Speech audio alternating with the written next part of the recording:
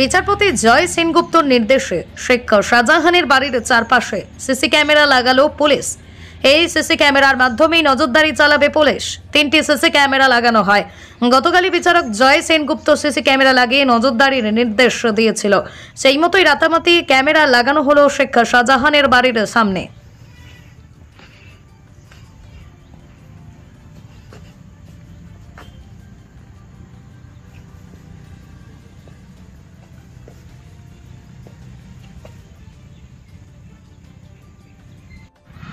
একটু বলে দাও কোনোভাবে যোগাযোগ হয় যদি।